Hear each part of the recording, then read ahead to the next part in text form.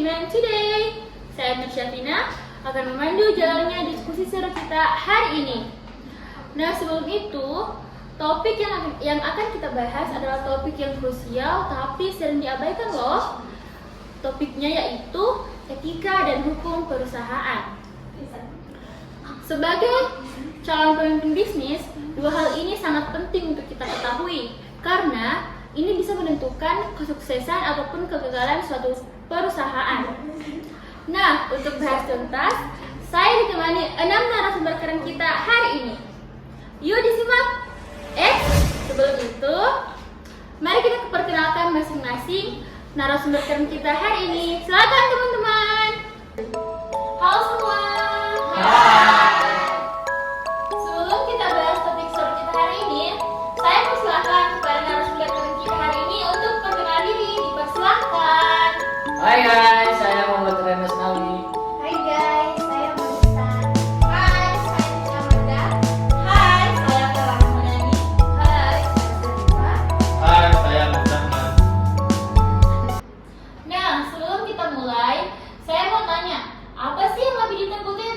Perusahaan yang melanggar hukum atau perusahaan yang tidak etis?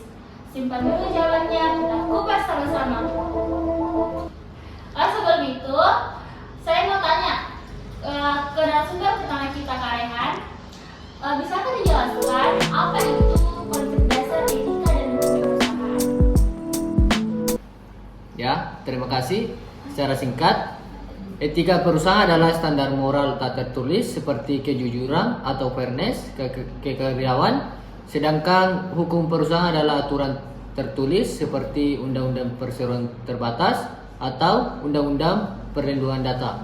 Contoh sederhana, misalkan mempekerjakan anak di bawah umur itu melanggar hukum, tapi memaksa karyawan kerja lembur tanpa kompensasi itu enggak etis.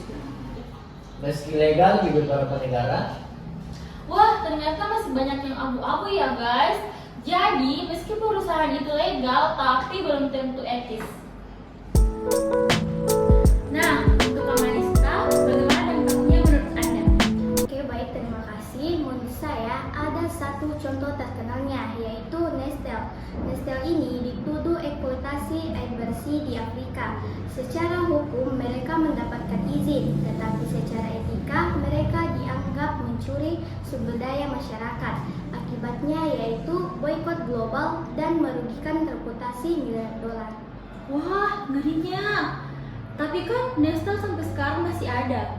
Jadi, etika tidak separah hukum. Atau ada contoh lain yang lebih serem. Jadi, menurut Kak Kiki bagaimana? Nah, kalau berbicara tentang hukum, kita bisa lihat kasus Wirecard di Jerman. Perusahaan fintech ini memalsukan laporan keuangan, melanggar undang-undang pasar modal. Hasilnya, CEO dipenjara, perusahaan bangkrut, dan karyawan menjadi korban. Ini bukti bahwa hukum bisa menghancurkan perusahaan dalam semalam. Oh my god. Jadi, hukum itu bisa bikin perusahaan kolaps, tapi etika bikin reputasi anjlok, guys. Jadi, menurut Kak Vera, apakah ada perusahaan yang sukses karena masukan banyak? Ada dong, Patagonia. Perusahaan ini nggak hanya patuh hukum, tapi juga mengadvokasi etika lingkungan dengan mendonasikan 10% profit untuk konservasi. Hasilnya ya loyalitas pelanggan tinggi dan pertumbuhan bisnis stabil. Ini bukti, doing good is good for business. Wah, keren banget guys. Jadi, etika dan hukum perusahaan bisa menjadi keunggulan kompetitif bagi perusahaan itu sendiri. Jadi, kalau menurut Kak Sativa, gimana sih caranya menerapkan di manajemen sehari-hari? Jadi menurut saya cara menerapkan manajemen sehari-hari itu ada 3. Yang pertama itu integrasi kompleks hukum dalam SOP. Yang kedua, buat whistleblowing sistem untuk laporan pelanggaran etika. Yang ketiga, latih karyawan lewat workshop reguler. Adapun contohnya seperti Unilever yang punya program yaitu Sustainable Living yang wajib diikuti semua divisi. Oh, jadi gitu guys, tips kerennya dari Kak Saripa. Thank you Kak Saripa. Jadi, kalau menurut